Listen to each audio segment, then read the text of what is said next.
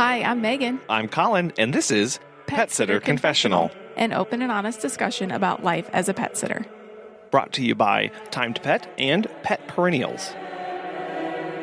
Once we've decided that hiring is right for us, we've got our mindset right, we have our why, we've got all those things lined out, the next decision that we have to decide is whether to hire an employee or to bring on an independent contractor. While they may sound very similar, the distinctions are very real, and there are use cases for both of them. So we're really excited to have Kim Ottone-Tank back on the show. She was previously on episode 153. Today, she talks about the ins and outs of what are the differences between an employee and an independent contractor and why you would use one over the other. Now let's get started. My name's Kim Ottone-Tank, and I've been in business in the San Francisco Bay Area for 31 years now. I live now, for the last 5 years, I've lived out of the area, 2 hours away, and I manage my business mostly remotely, but I do rely heavily on my employees for that reason. So having employees continues to be a huge part of my business, especially now. Yeah. Well, and you're owner of Apronstrings Pet Sitting, and you hired your first employee back in the mid 1990s. Yes, in 1996, I had been in business for 6 years. Wow! And so, what was it about that time that made you decide this is the time I need to hire? Well, I had been working constantly for 6 years, 7 days a week. It just when you have a pet sitting business and you do a good job, work seems to explode. And I am terrible at saying no. And so, I mean, in this business, if you want to have any time off at all, you have to either know how to say no or you have to get some help because the business will be constant. There's no such thing as days off that just happen organically. Although I will tell you, COVID created one day. We've had one day in the last, I think, around 25 years or so. We finally got a day with 0 visits. But wow. And it didn't even happen until this last March. I don't know what happened. The stars all aligned. It was just weird. And I just felt like something was completely out of whack. But so, we've had visits scheduled every day for many, many, many years. And so if I had wanted to do all the work myself, well, I would have never gone anywhere or done anything besides pet sitting. That first 6 years was a busy time for me because I had young children. And I knew that my life was all about the commitment to raising them. And as a mom, I was very busy, but I also was running a business that has a lot of the same qualities. You can't just put it aside and decide you're not going to do it today, just like you can't with motherhood. So I started thinking, I've got to do something because I don't see doing something else. I was enjoying the flexibility I had working around my husband's hours. And I didn't see choosing another career anytime soon. Well, apparently, that was 25 years ago. I haven't chosen another career. I'm still doing this. And the reason is largely because I got help. And it was a scary thing. It was not in the plan whatsoever when I first started, which is why when I hear people say that, I always think you might change your mind because that's what I said too. Well, and as you said, part of that scary process of bringing people on to help is also knowing how to delegate to them. And I think that's something that you've had to grow and learn more about over the years.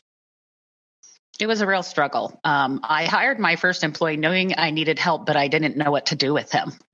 And I just started, every once in a while I'd have him go do a visit and I just really had to learn how to delegate, and it grew over time.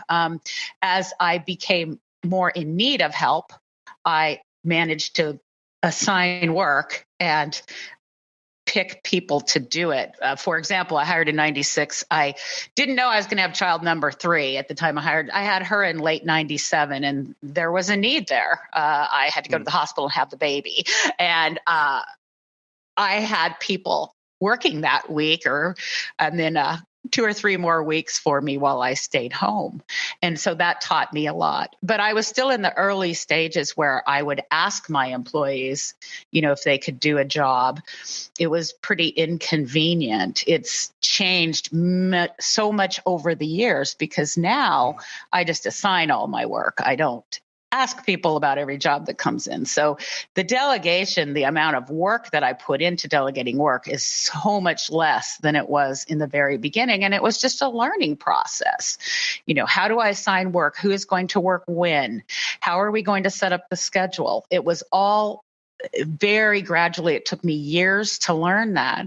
And I like to think now that I do talk to a lot of people who are hiring for the first time. And I like to think now that from what I've learned, I can help them speed up that process. It doesn't have to take years. I'm just really slow learner sometimes when it comes to things like that. The business is my baby. It's very important to me. And I know everyone has that feeling about their business. But delegation, it can be something that can be learned. It just took me a long time. Well, and I think part of that too is something I know you do is you delegate by day of the week. Well, I think many people also try and delegate by work area or service area. What's kind of the thinking behind how you manage that? That's correct. There are a couple of different reasons I assign by day. I have fallen into, it's been quite a while. We've been doing it this way. My sitters work set days. And because I want them all to have at least 2 days off a week, it gives us a little bit of wiggle room if I need them on a 6th day. In California, on the 7th day, you go into overtime pay, and I try to avoid that. But the biggest reason I try to avoid more than that many days in a row is simply because people need a break. A well-rested pet sitter is a happy and productive pet sitter.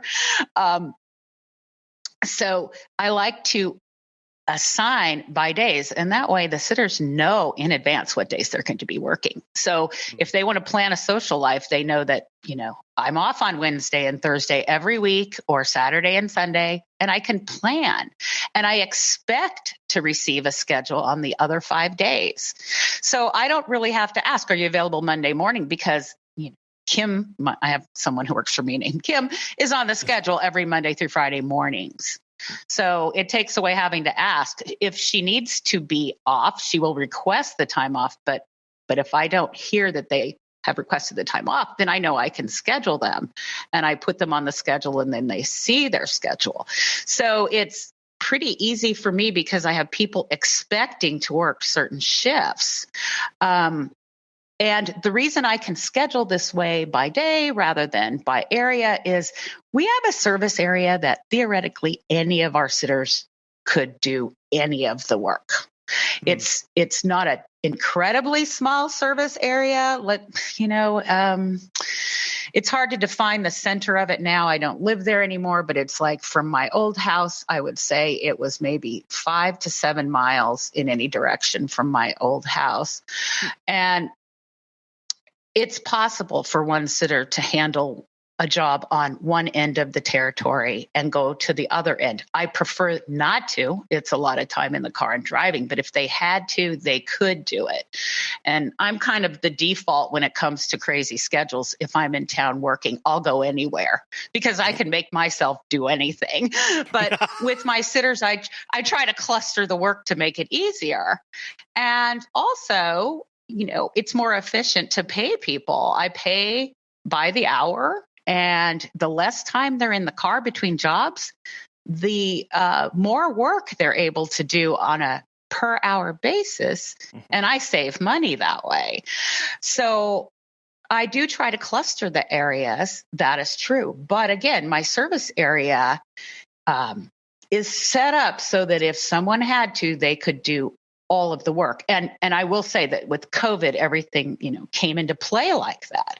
When I used to have 20 visits in a morning and, maybe 3 main areas, I could have 3 sitters doing that. But when it got down to 2 visits in the morning and they were on opposite ends of the territory and I needed them covered, then I simply have one sitter do them.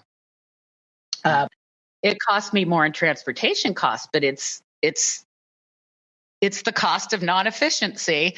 I try to be as efficient as I can all the time, but every once in a while that's going to slip through the cracks.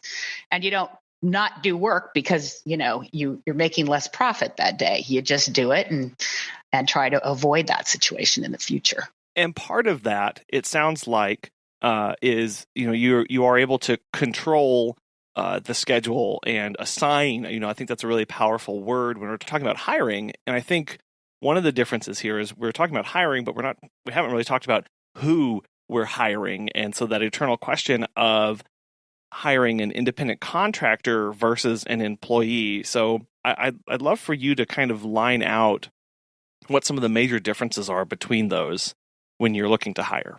Yes. A lot of people, when they're discussing this subject, will say, well, it's so complicated because there's no one sentence written anywhere to define quickly the difference.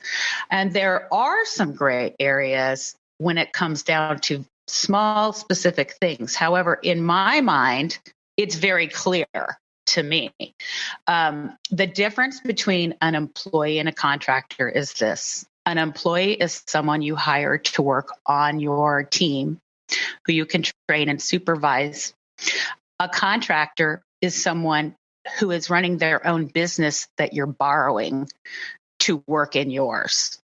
They are a separate business entirely. And that's why there are so many differences in payroll and how you treat them, because they're really completely different entities. Yeah, really thinking about that control that you're able to exert over them, because if they're their own business, right, you can't tell them to do certain things if they have their own operating procedures and way of doing the business. That's right. I mean, I like to use the plumber reference a lot. Like, if I'm calling a plumber to come to my house, he is going to provide all his own tools. He's going to tell me when he's going to show up. He's going to tell me what he charges. And I'm not going to sit there and tell him how to do the job. And that's really what using another business is. If this plumber guy worked for me all the time, say I had a lot of plumbing problems or something. If he was at my house all week long on a regular basis, and I was telling him exactly what to do and giving him the tools, the IRS would probably say, I think that's your employee because he's there a lot and you're supervising and you're controlling. You're probably even at that point telling him when to show up. That's an employee relationship. And I know that sounds like a bizarre example, but that's really kind of what it's all about. The reason we don't withhold taxes with a contractor is solely because they are their own business, and it is presumed that they are filing all of their own income taxes and self-employment taxes through their own company. That is the only reason. It's not set up as a different way to hire people that's easier. If it were only because it was easier that people use contractors, well, then everyone would use contractors. The people who work at the grocery store would all be contractors. If it was all about just making things easier, it was all because we don't want to do payroll taxes. So nobody would do payroll taxes. I'm not a masochist. I don't really want to do payroll taxes, but I do it because that is what is entailed in having an employee. Yeah. So it's something everyone needs to consider when they're really sitting down to decide, because this will change the entire focus of your business once you hire and depending on the status of the people that are working for you. It will dramatically dictate exactly how you run things. Have you heard about Time to Pet? Doug from Bad to the Bone Pet Care has this to say. Time to Pet has made managing my team and clients so much easier. Our clients love the easy-to-use app and scheduling features, and our sitters love being able to have all of their information organized and easily accessible. My favorite feature is the instant messaging. By keeping conversations on Time to Pet, we are able to monitor our team and ensure nothing ever falls through the cracks. If you are looking for new pet sitting software, give Time to Pet a try. Listeners of our show can get 50% off their first 3 months by going to timetopet.com/confessional. You also talk about why it's important to use the correct terminology when we're actually talking about our staff and when we're talking to other people about them. Why is that? Yes, that's pretty important, because if you're talking to a client and say you can call your sitters whatever you want to call them, pretty much anything, but I wouldn't call a contractor an employee for this reason. If you're talking to your client about how things are done and anything about training or insurance or the responsibility of those that are in your business, if you use the term employees, well, I'm going to send one of my employees, you just sort of let it slip, no big deal, right? Well, when the client hears employee, it conjures up someone on your team who is receiving training from you, is completely insured by you, not necessarily by themselves. They're going to assume they're covered with workers' comp insurance, and they're going to make some assumptions that will cause them not to ask you clarification questions. They probably won't say, well, what happens if someone is hurt at my home and they're injured on the job? What are my responsibilities? If they think that you have employees, they're probably going to assume you're covered, because in almost every state, you are required to carry workers' comp on your sitters. And for those who don't know, workers' comp is the coverage that covers your employees if they are injured on the job. So your clients can get an impression that you have more control and you have more responsibility than you actually do. If you're using contractors, they are their separate business, which, most pet sitters have insurance that covers either ICs or employees that work for them.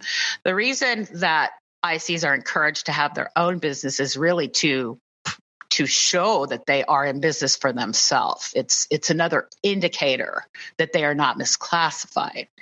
But anytime you have a contractor relationship, the company can say, well, it's, this happened, it's on my contractor's watch.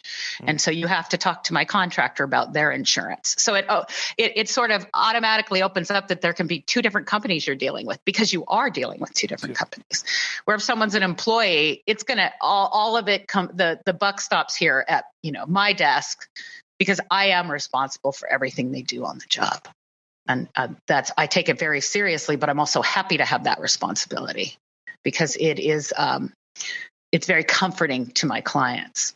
Personally, that can feel a little intimidating, right? Of going, I mean, it really does all stop with me. It does. Right. It does. Yes. And, but that's business. It's like we have to put on our big girl pants and deal with it, because I've always said that, pet sitting is a relatively easy business to start. I mean, we can all put out a shingle pretty quickly. Nowadays it's like all about, okay, go get your insurance if you need a business license. And, if you know animals at all, you're probably ready to go. But once you start hiring people, it's really different. You have to become a business person, because you are affecting other people's lives. It's not just you. When it's you, it's just you, and you didn't pay your estimated taxes on time and you get a penalty or whatever, it's just you. But when you have people working for you and you make some major mistakes, it can affect their lives. And I think it's a responsibility to be a real business person. One other thing I wanted to mention about using the correct terminology is that can also be when you're hiring people too. You need to not give the impression they're going to be an employee, because they will have misconceptions about the job when they find out, they have to sign a contract and that they really need to take care of all their tax issues, that they may not have all the protections that an employee would have as far as workers' comp. And lastly, I just want to mention one thing I see on the forums a lot. I'm a member of various pet sitting forums, and I do enjoy answering questions about staff. A lot of times people will post a question and they won't say whether their staff is an IC or an employee. And I will tell you that about 90% of the time, I can't answer the question unless I know which status they are. Because the answers are almost always different. If it's a training question and they're talking about ICs, well, you're going to have to step lightly. You can't really train them. If it's a scheduling question, if it's a calling out sick question, if it's a time off question, all of those answers are going to be different for an IC versus an employee, nearly all of them, because that's how different those statuses are. So that's why using the correct terminology when people come on and ask questions, it's really important to say right off the bat. Some people say, well, who those of you who have ICs or employees, how do you do this? And I need to know which one. Even coming down to job interviews, employees have legal protections that ICs do not. So there are certain questions you can ask. You cannot ask an employee. Whereas if they're an IC, it's really just a conversation between the two of you negotiating a business deal. So I'm feel really strongly about that. As you can see. Well, yeah. So that's kind of why it's important to know the terms. And I think even many people who I see posting as well, they might not even understand the difference of who they actually have going out into the field for them, or think they have one thing, but they're actually treating them like another.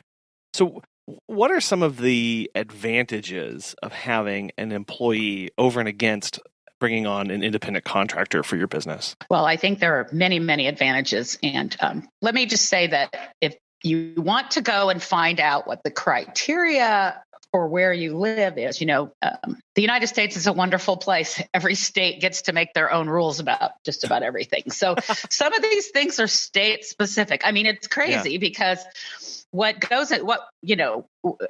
people in California have different overtime laws than other places. I mean, it's just a barrel of fun. But when you want to figure it out, there's different criteria. There's different tests of what constitutes an independent contractor versus an employee. And I won't go into, where all of them are, but one of them that's becoming more and more popular with the states is the ABC test, which is a very simplified version of how to tell. And it's really somewhat strict. But all of the tests, one of the key factors is the element of control. And control is kind of a vague word. What does control mean? And so that's where some of the interpretation comes in. Control can be anything from the training aspect, telling them how to do the job, telling them when to do the job, that sort of thing. How much supervision are you monitoring them? I mean, there are many ways you can interpret control. For example, a lot of the pet sitting databases have tracking software, allowing one to track their ICs or employees. And I'm sure that I read one ruling on a state of Missouri incident where the fact that the ICs were tracked on the software led them to believe they had too high of an element of control for them to be true contractors. So control is one of the biggest issues of all. Wow. And that is really the first prong in the ABC test. Just to, there's the Borrello test, there's the economic realities test. There's all kinds of ways to determine, and every state can look at this differently. But like I said, on the ABC test, the first prong is control. And unless they can prove that someone has complete control, they will not be considered a contractor. The B prong is this the core work of their business? A true contractor should not be doing the core work of your business. Well, if you're a pet sitter, the core work of your business is pet sitting. So for those states that go strictly by that use that B prong, that's a problem. A contractor is, in that case, if we go back to the plumber, a contractor's that plumber that comes to your pet sitting office to fix your plumbing, or that writer who does a blog for you a couple times a year, or someone who writes an employee manual.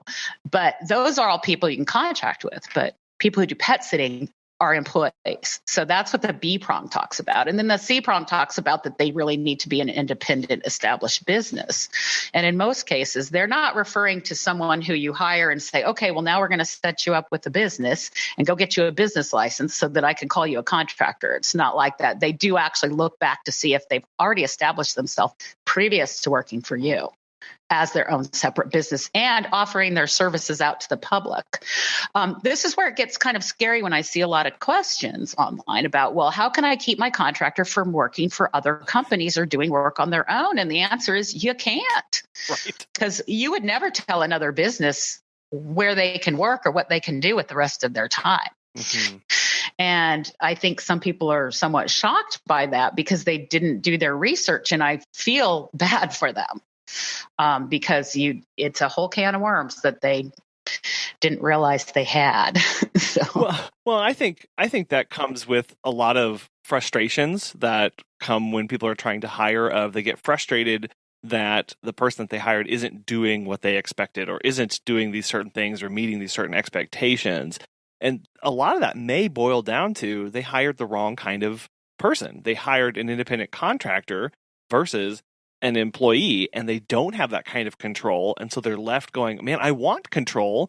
How do I do this? And like legally, well, you actually can't. And you're kind of stuck with what you have. You can't. Yes. And it's funny because one of the things that people talk about is, well, I don't have employees because I've heard they're really hard to get rid of, and you can, you have to go through all this process and everything. And actually, I don't know. I see it kind of the opposite. And I'm in an at-will state, so I can basically fire anybody for any reason other than a discriminatory action.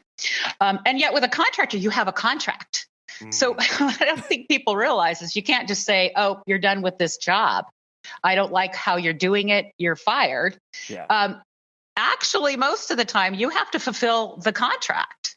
And there are specific things in the contract of whether or not that person will be terminated from the job. And it's usually, contracts are usually like on a time or a project basis. Whereas an at-will employee, if I'm not happy, I can say, you're out of here. I mean, I have fired 3 people in 25 years. And it was just, it was quick and over with very quickly. I'm always prepared, for any kind of, I have an employment attorney that I fortunately have not had to use in a very serious way. He's advised me, but I haven't had issues with that. And I know, going back to what the advantages of the employees are, is I can direct and control how the work is done. And if I don't like it, I can sit down and talk to them about it and guide them. It's, yes, having employees, I have to pay them for everything they do. And even if they do a lousy job, and even if they break things on the job, I end up paying for it. That's where we go back to, the buck stops here. Mm-hmm. Whereas a contractor can show profit or loss. They can be responsible for their losses. And if they don't make a profit on that certain job, that's really not your problem. Where was I going with that? But I can sit down and have disciplinary meetings with an employee, whereas a contractor, you're only able to control the outcome of the job, which always kind of cracks me up, because what does that mean? That the animals are alive when you got home, and that's the outcome of the job. Yeah. I don't know. But with an employee, I can step in if it's problematic. I can discipline them and give them warnings, and I can offer training and support to improve them, and and I can provide training. Whereas a contractor, you're not doing that. They're supposed to come to you as a skilled professional. That's why you're hiring them, because they are a professional with their own business, and you're hiring them for their skills. Whereas an employee, I can take someone off the street and train them and say, you're going to be my next great pet sitter, and they just might be. So there is a huge difference. And I think when you make the choice on who you're going, what status you're going to go with, it's really important to look at what your goals are. I think you should choose your status based on the goals of your business, and then deal with the tax repercussions that come from that, rather than picking a status because it's easier tax-wise and then having to mold your business to fit that. Because one way you have the business that you truly want, and you're going to deal with those payroll taxes and stuff. The other way, you got the tax situation that you want, but you're having to compromise on your business ideals just to fit that. So it's all about your choice. It's a very important choice to make. I mean, employees, you can build a team. What a lot of people don't realize is that if you have contractors, it can be a red flag to have them on your website, because technically they should have their own website for their business and be promoting themselves. If you're going to show your team of sitters, you have to realize that heavily looks like they have the type of commitment that would be for employees. And I know we haven't really talked about it much, but one of the big problems with using contractors is there is such a thing as a misclassification audit. The states like us to have employees because it gives them greater control over collecting those taxes. I'm not saying that contractors don't pay their taxes, but it's a little looser system. When you have an employer taking out the taxes and they know that they have to do everything correctly, or the IRS may take a look, they're going to do it correctly and based on a certain guideline. Whereas if you pay a contractor, hopefully they'll pay their taxes, but you don't know that they are. And I realized, well, that's not my problem and all that. But I'm just using that as a reason why the states like the employee model. And I think that has come to the forefront, with COVID. Everything changed. For the first time, contractors could file for unemployment. Right. But the companies that they were working for were not paying into the system. Whereas companies like mine and other sitters who use employees, we have been paying into the unemployment system. So if we had to collect, or employees had to collect, at least we had been putting in some of that money. So it's been a real strain on the system. And what it has done is given the states a lot of information on who is working as a contractor and who is not. And I have read cases where they are using that information to conduct audits to be sure there is a true contractor relationship. And so it's scary because I've known a number of sitters who and way prior to COVID, who've been audited and lost their case, and they were deemed to have employees and not contractors, and they had to pay back penalties, taxes, and it can be in the tens of thousands of dollars. So we haven't even talked about the perception that employees are cheaper. That contractors are cheaper. That I could tell you, if you lose an audit, it's not. It's going to make up for everything you've saved over the years. If you have to pay $75,000 in fees, and I know people who have. Yeah. So, and I don't want to come at this from fear. No one should choose something over fear, but it's a very real concern, because if you have employees, they're never going to come after you and say you need to switch. If you have contractors, they might, and you might pass an audit in 2017 and then lose an audit in 2019 because you had a different auditor who wasn't in a good mood that day. And I believe I've heard of cases where things like that have happened. So the safe way is to have employees. And I think that the way that most sitters look at their business, let me back up a little bit. When people hire for the first time, the biggest thing I hear them say is, I'm afraid to give up control of my business by having someone help me. And so I find it shocking, I guess would be a word, that the industry standard for many years appeared to be using contractors. I don't know if it was because people weren't truly aware of the differences, but anyone who wants control, that's an easy answer. You need to have employees. So, I don't find them to be more expensive. My payroll costs, when I take into account what the wages are, what my payroll taxes and everything on top of that, my workers' comp and paying mileage, I generally am paying less than a lot of people who are using contractors. A lot of them pay 60 to 70%. I'm actually under 60%. And I'm not talking about just wages. I'm talking about everything. Hmm. Well, So it's all on the numbers and structuring it correctly. And I think if more people were familiar with the numbers and had help with the numbers, they would figure out that they can manage it and still make a profit. well, yeah, because that's a common question, and I know that one that even Megan and I kind of turn over of, okay, well, we're feeling really, really busy. It'd be nice to hire somebody, but how do I make those numbers work? Do I always need to raise my current prices to still remain profitable and still bring somebody on? That's a really good question. And that depends on a lot of factors. Yeah. What's interesting is that the minimum wage, and I know it's all changing. We're going to see what happens in the next few years, but in most parts of the country, it's $7.25. In California, it's $13 if you have under 25 employees, $14 if you have over. And in certain counties, it is $15 and above. I don't know. I'm going to knock on wood. I don't know why my county is not one of the higher ones, because it's where I service is fairly affluent.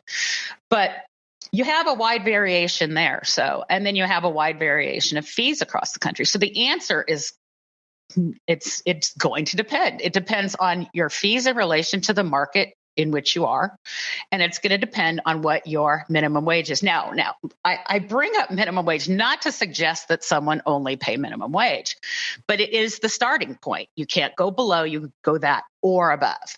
So someone where the minimum wage is $7.25 has a lot of room. They can offer jobs that are well over minimum wage. Where it's around $15, you don't have quite as much wiggle room to pay more. But it's all about the numbers. It's assessing. You take your minimum to see what's the minimum that I can pay someone. Let's just pretend for a second that nobody cared whether it was minimum wage or not.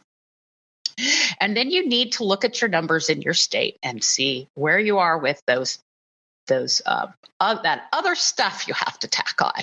We all have to tack on 7.65% for our half of Social Security and Medicare. Then the rest is kind of like, well, in California, I have a certain percentage for unemployment insurance. That's going to vary with the state. I can tell you what mine is, but it's going to be different for you. There are different little taxes that come with each state. And then I like to figure out, even though I pay my workers' comp separately from my payroll, it doesn't go through my payroll company, but I tack that percentage on. Currently, mine is only it's a little under 3%, which I'm really happy, because once upon a time, it was close to 15%, which is ridiculous. Yeah. So that's another number that has to be factored in. So I won't get into all the different little things that are going to go into that number, but I like to say it's usually around 20% of your wages. Sounds like a lot, but not really if you look at it this way. Let's say you were paying somebody $8 an hour, 20% is $1.60. So then you have $9.60 for an hour. Now, again, I'm not suggesting someone only pay minimum wage, but when people talk about that you can't possibly make a profit, I'm just using this as an example. It's a little known fact that if you pay close to or at minimum wage, you really do need to pay mileage on top of that for your sitters, because it has to do with, and I'm not an attorney. I've just done a lot of research on this. And there was this Domino's ruling a few years ago where the Domino's pizza deliveries were making minimum wage, but they were figuring out that they were spending a few dollars an hour driving. And so that caused them to dip below minimum wage. They were not earning minimum wage once they paid for the cost of the travel at work. We're not talking about the commuting back and forth to the pizza place. We're talking about the delivering of the pizzas. So, Domino's lost that. They had to pay them more money to compensate them for their mileage.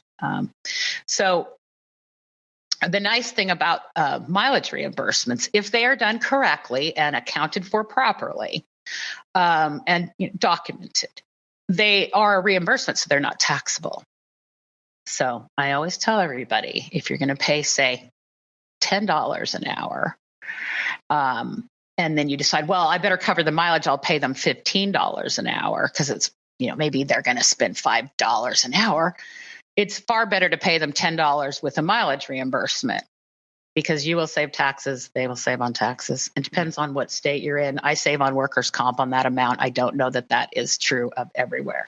I'm sorry if I'm getting into too much detail, but these are the kind of things, not to scare anybody off. These are the kind of things you just have to know. It's not difficult once you gather the information. So let's say you're paying $8 an hour and you have your taxes and workers' comp, bring it up to $9.60. And then let's say you figured out that it's around, they're driving around 6 miles every hour. Right now, the mileage reimbursement for the federal is 56 cents. So it's a little over $3. So you're up to $12.60 an hour. And say you charge $20 a visit and you figured out that they're doing about a visit and a half an hour. So you're at $30 an hour, the gross, and you're only spending $12.60. Now, you're probably going to pay your people more, but in that instance, but I'm just saying that's not even 50%. So that's just an example of the numbers, how it can work. You do not necessarily have to pay by the hour. That may be state dependent. I have, after many years of trying all different ways, decided that is what works best for me. You can certainly break everything down by visit, but you still have to make sure you meet minimum wage.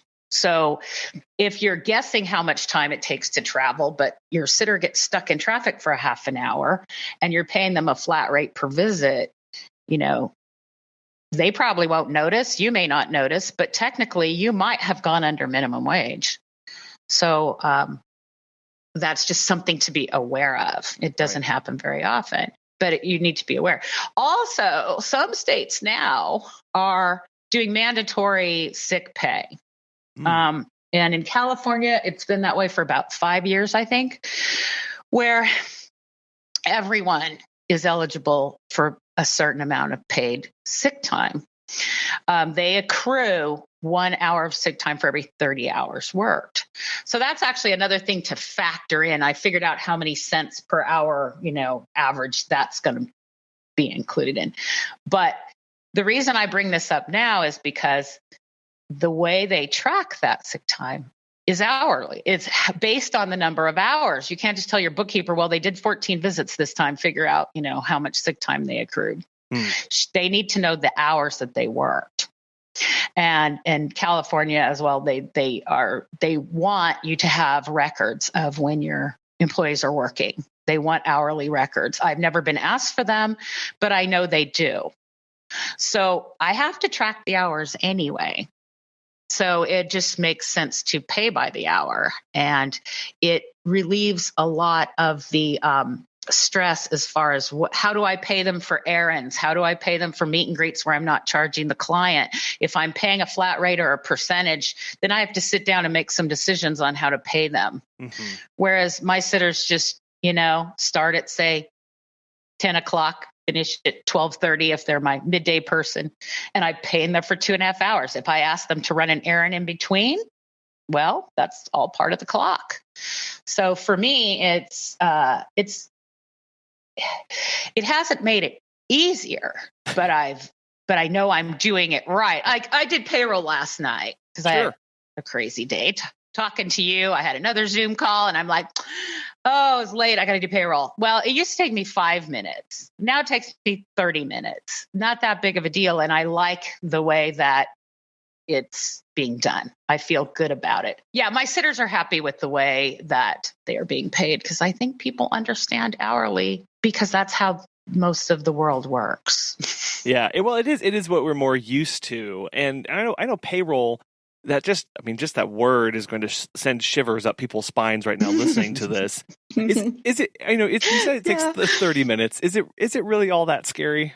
Not at all. And I will say, okay, the 30 minutes is adding up their hours, checking it against our app to, make sure it all matches. And I send it to a payroll company. So I'm not the one actually plugging in the hours and deducting the taxes. But that, if I had a program to do that, wouldn't take very much longer. I use a bookkeeping service because when it comes to sending those taxes in, And as my business grew and the numbers got bigger, I wanted it to be done correctly. Like I think I mentioned last time, when you make a mistake and payroll's $100 and you didn't, send in $7, that's one thing. But when it got up to, many thousands of dollars over the course of a year, I didn't want to make mistakes with my filing. Right. So I use a professional, and it's very easy. I always tell people, though, when you start off, especially if you say only have one employee, I always encourage everybody to learn to do it themselves, because you will have an understanding of where your money is going. That's really important. Don't rely on someone to say, well, I need, you've got a $400, tax withdrawal coming up for UI. And you're like, well, how did that happen? If you don't understand what, it helps you to plan better your payroll. If you, again, that goes back to allowing your 20%. I mean, I think a simple thing to do is, when you take in money, have a separate payroll account, transfer it over, allow for that 20% or whatever your percent's going to be. And then you're going to always have the money to pay all that stuff. It's pretty simple. That 20% that we're talking about here, adding to the wages, what other kind of obligations do we have for an employee? What does that 20% make up? And what other things do we need to be providing and doing for the employee when we bring them on? Well, we have to make sure that we take care of all of our legal obligations first, which is the withholding of their taxes. So the 7.65% is Social Security and Medicare, and the other half is taken out of their check. We take it out, so we have to set that aside, but it's money that their check was reduced by that amount. We have to file their income taxes, and then we have to do all of our any type of, if your state takes out money for disability or you're paying into unemployment insurance. So all of those obligations. And it sounds so complicated, but really a bookkeeper can spend just a few minutes, guiding you in the beginning to explain what all of that is.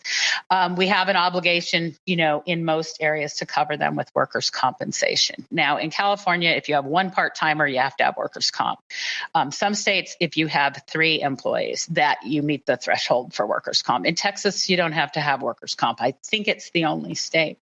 But I can't imagine sending people into houses without it. I always tell everybody that is the one thing you do not want to skimp on, because if you have a claim, that's big enough, it can put you out of business if you're not covered, and it's the law.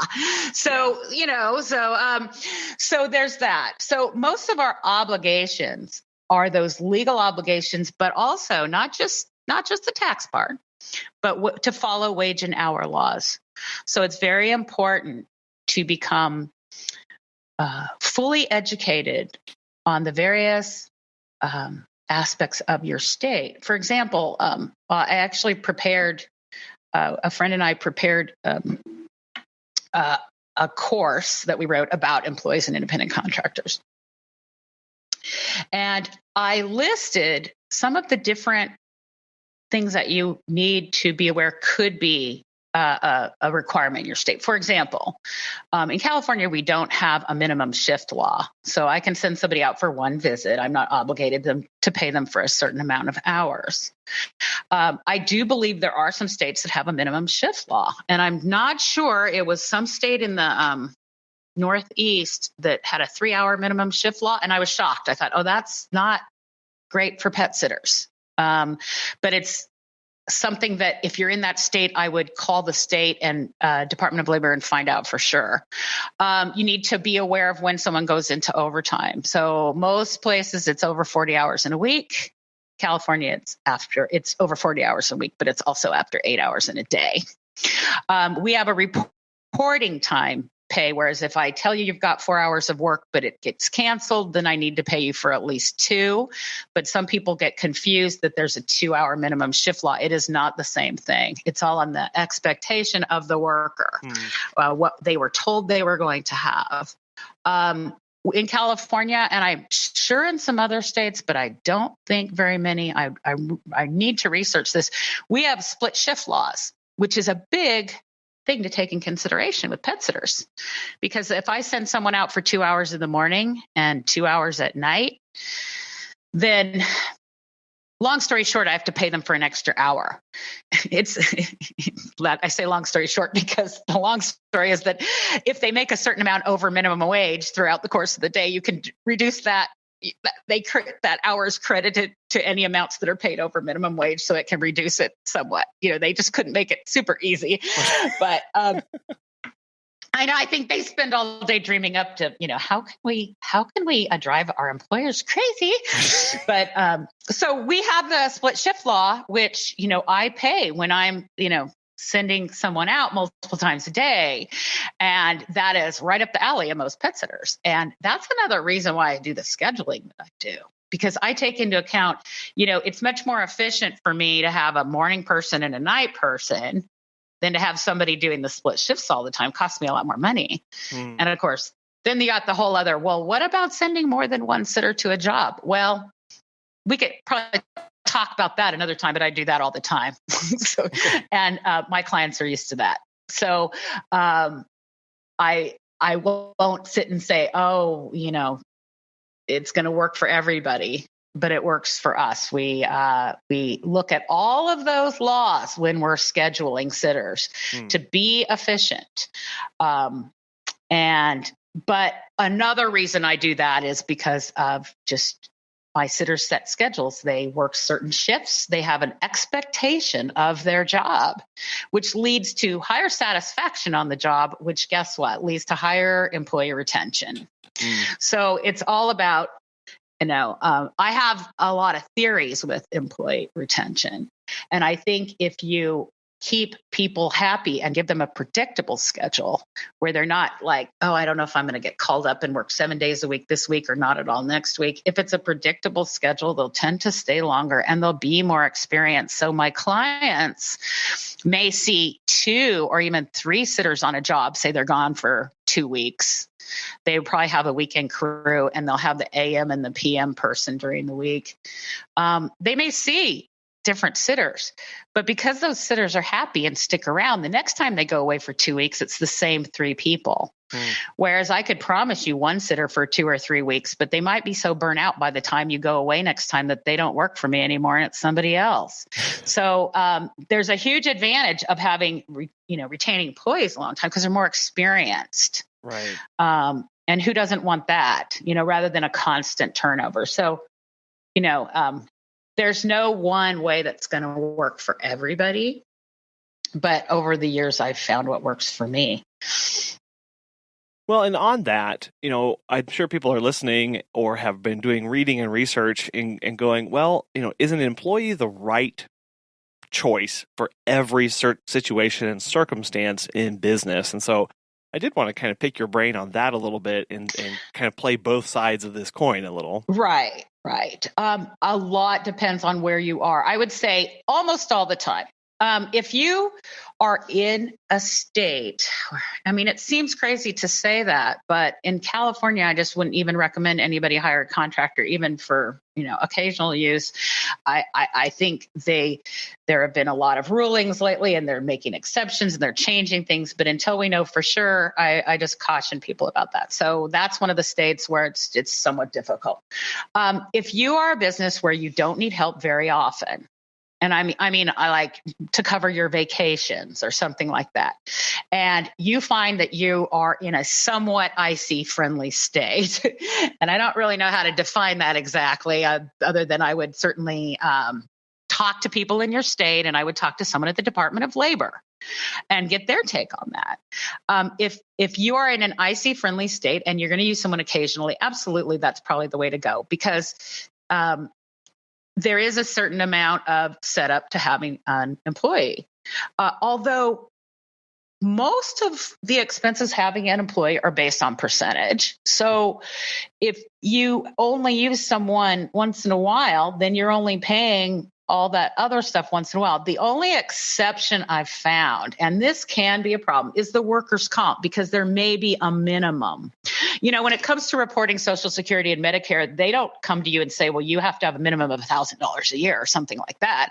If you only have an employee for $100 a year, you got to send in, your $7.65 and the same for your employee. But with workers' comp, there may very well be a minimum.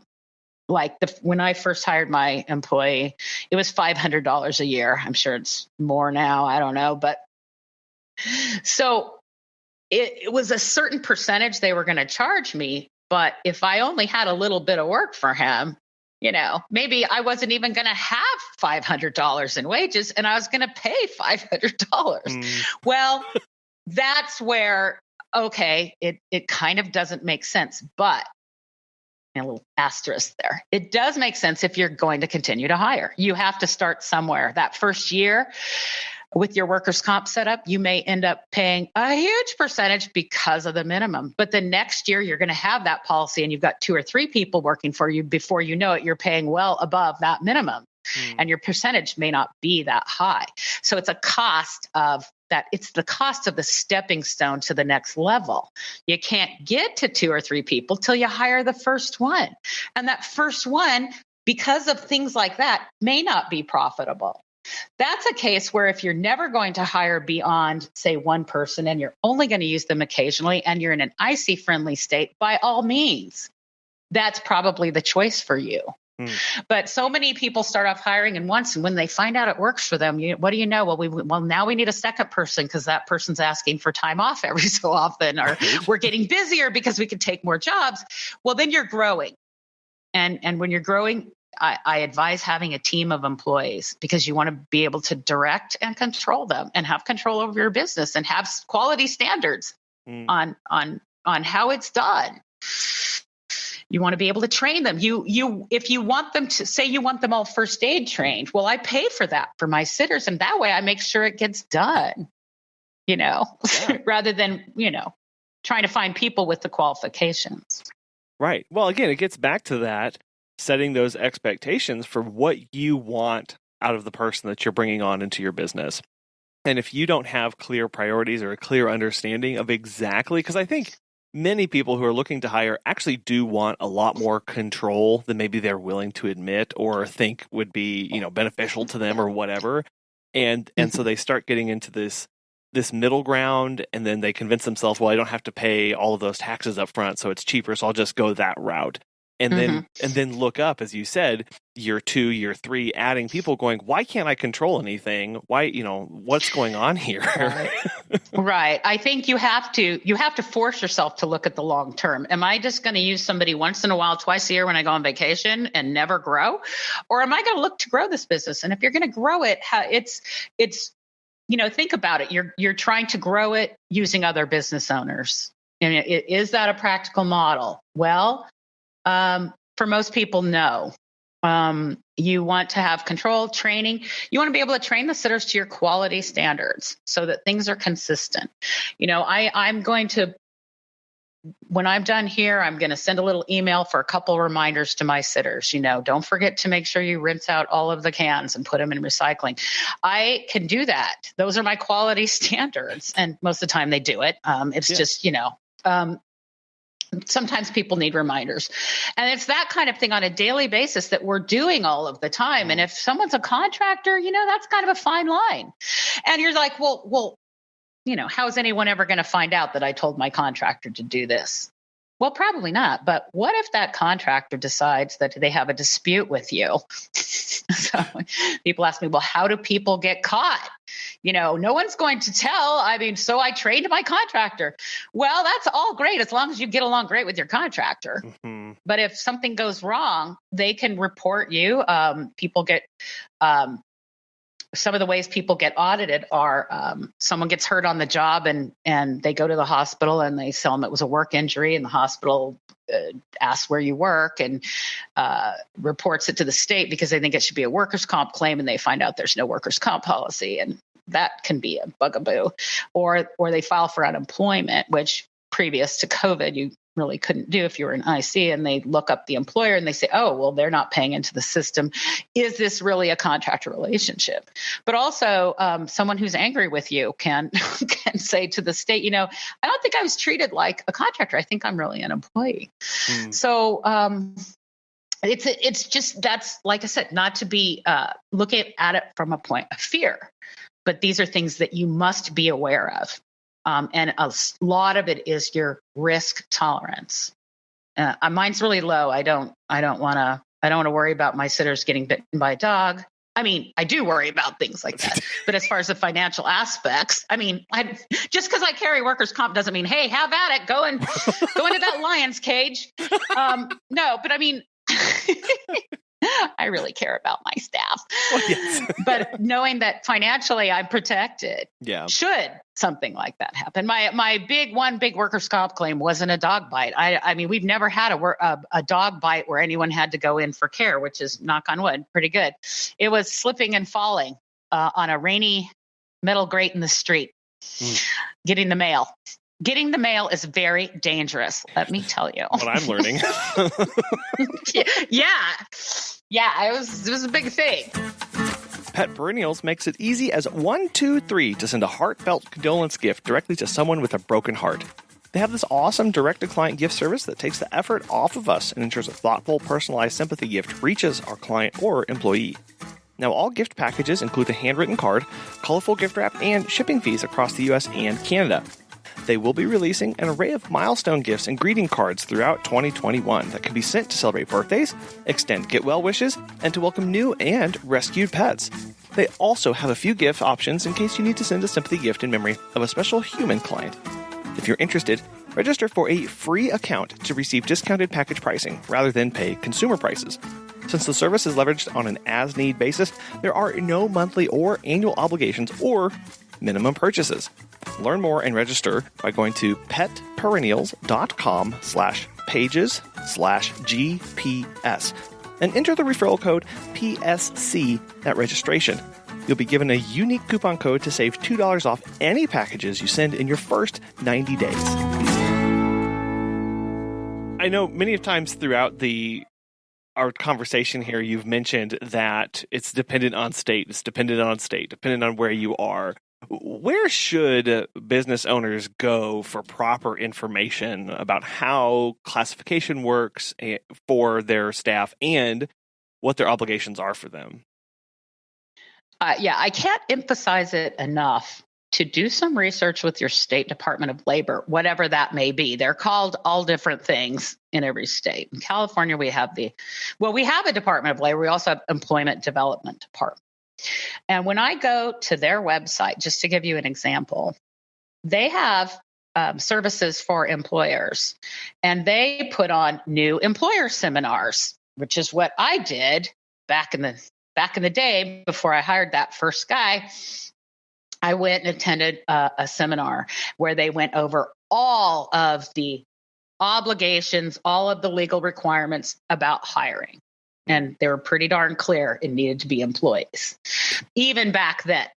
So the reason I say go to your state Department of Labor is because that's the entity that will investigate you if there is a problem. So if you know that you're following what they told you, then odds are you're never going to, not pass any kind of employment audit with them because they're the ones who gave you the information. A lot of people say, well, my accountant said it was okay. Well, some accountants are up on this sort of thing, but that's not their expertise. Mm-hmm. Their expertise is taxes, and they don't really have any risk if they gave you the wrong information and you get audited. Well, chances are it's just more billable hours for them. I hate to say that. I don't think accountants are motivated that way, but they don't have any, can I say, it's not going to be on them. It's going to be on you. Right. If you make mistakes, and they're just handling the tax, not the legal end of it. So it's really important to go to your state Department of Labor. And I think it's good to talk to other people in your state, but I would call them. And I know people probably don't want to do that because they're probably going to hear what they don't want to hear. You have to have employees, but might as well hear it now and get off on the right foot than to find out later after you've, have $100,000 of payroll that now you have to go back and pay penalties and taxes on, because right. that is what can happen. Right. So like I said, I always go to the people that are going to come, go after you if you get it wrong.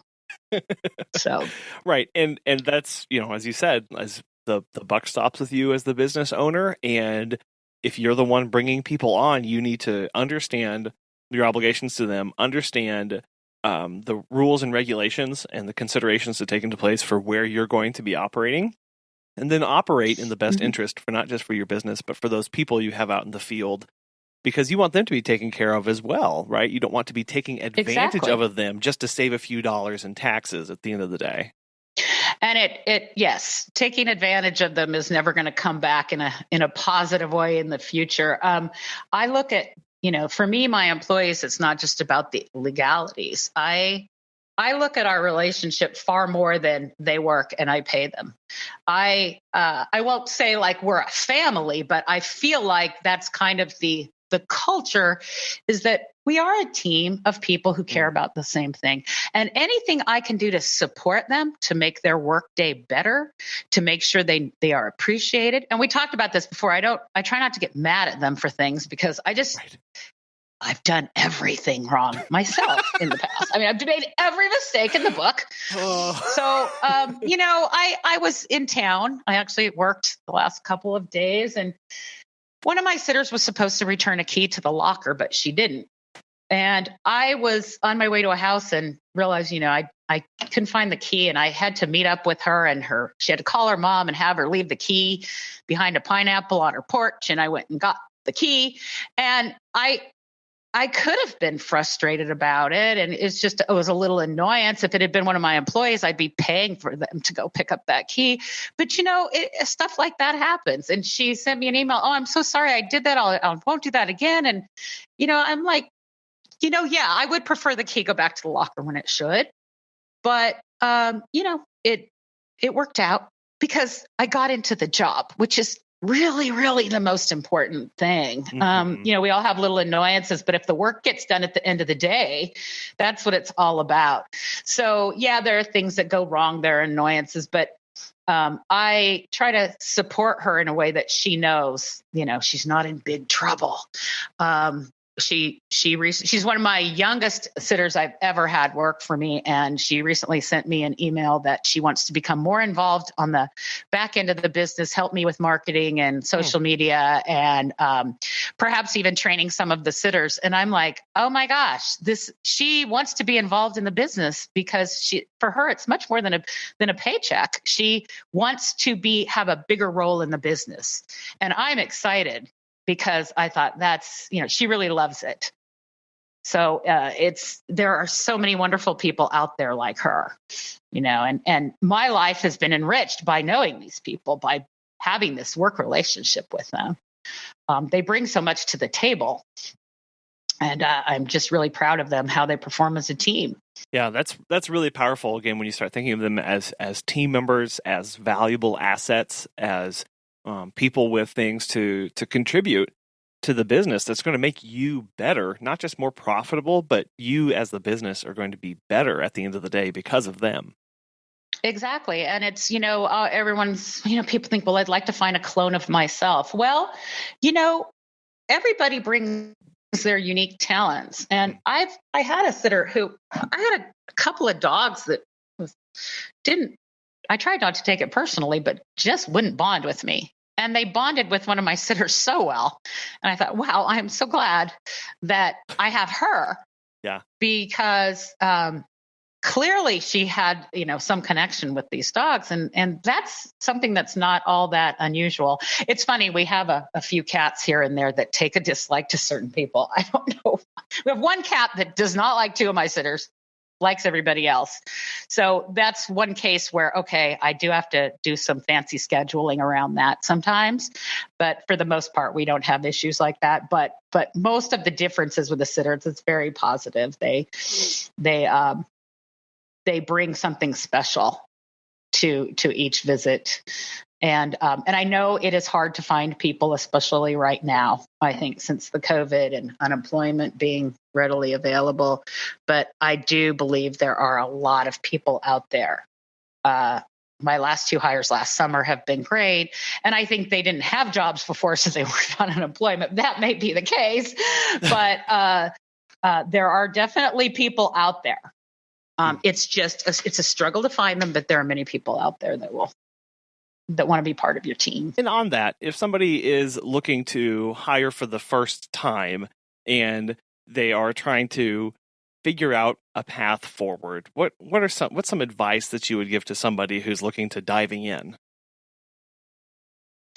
Well, as I mentioned before, first I would, I'd go just play around with your State Department of Labor website. I would spend some time on the forums, but do understand that people come at you with different opinions and there may not always be the correct legal information. So take everything with a grain of salt, but it will get you a feel for how people are talking about their staff. There are plenty of books on hiring, a lot of webinars. I would check out YouTube and all of that, but specific to pet sitters. And of course, there are a lot of pet sitter coaches these days, and some of them spend a lot of time on hiring. So that may be something to look into if that's your personality type where you want to get your guidance that way. So, and if you have any mentors in the field, if you have other people who have hired staff in your local area, it is great to, if somebody calls me up and says, I just happened not too long ago, can I have coffee? I'll buy you a coffee at Pete's. Can I pick your brain for half an hour? I'm like, of course, because you know me, I can't shut up about it. I'd be talking about it anyway, coffee or not. But, sure, bribe me. Right, yeah. And I would do that. I would like, hey, can I have you for an hour of your time? Can you please tell me about your experiences with this? Just every avenue you can find. When I was first hiring, I couldn't find anybody who had employees as pet sitters in California, but I did it anyway. And gradually more people started to have employees. But I love mentoring people about this very topic because it's very near and dear to my heart. It's, I couldn't have gone on this long without having a team. Kim, this has been a real pleasure. Thank you for coming on today and encouraging us the power of employees, that it gives us control, consistency, and predictability, not just for ourselves, but also for our clients. And that at the end of the day, it's all about making a structure and building that team around us that's going to make us better. We obviously did not cover all of the possible topics. And so I know there's so much more out there. How best can people get connected with you and start picking your brain, whether they bribe you with coffee or not? I would love that. Well, they can find me, via Messenger. It's, Kim Ottone-Tank. I'm on Facebook. My email address is reservations. So that's reservation with an S at apronstringsonline.com. I know that's hideously long. My website is apronstringsonline.com. So you can find me, send me an email. I love to, I was going to say it's my favorite topic, but then, there's goats and there's other stuff too, but I'm very passionate about employees. So I'm happy to help. Yeah, goats and new grandbabies and all sorts of exciting things. So new grandbabies too, yes. Kim again. Oh God, don't even get me started. We won't go there. We got to close. That's why we're closing it out. Sorry, I said the word. Kim, it's been a real pleasure as always. Thank you so much. Oh, you're welcome. It was a pleasure for me. We spend an awful lot of time trying to decide if we're going to hire or not hire, whether it's for us or whether we need to wait a little longer. But very few of us actually take the moment to step back and say, but who am I hiring? What am I hiring for? And that's why I really enjoyed my conversation with Kim to break down the ins and outs of employee versus contractor, to decide and understand what the advantages are and what our obligations as the employee are. That when we ask questions about hiring, we need to understand what we are trying to hire, whether an employee or a contractor, how much control we need to have over the person that we are going to be bringing onto the team. Are we going to view them as an independent business, or do we need them to be an integral part of our operations? There are places for both of them, but I like how Kim laid out the advantages and the disadvantages of both of them, and how it's not a perfect fit in every situation. that it really takes understanding our state's laws, rules, and regulations, and how we need our business to operate. That language is important when we are communicating not just to our clients, but then to those that we are hiring, so that they fully understand exactly what we need, that we lay out those expectations early and we reinforce them often. We want to thank our sponsors, Time to Pet and Pet Perennial, for making today's show possible. We also want to thank you for listening. And if you have hired an employee or a contractor, we'd love to hear how it went for you, things that you've learned, and recommendations that you would have for other pet sitters. Get in touch with us on social media at Pet Sitter Confessional. Head on over to PetSitterConfessional.com to check out past episodes. There's a contact form there. You can call us. All different ways that we'd love to hear back from you. We hope you have a wonderful rest of your week, and we'll be back again soon.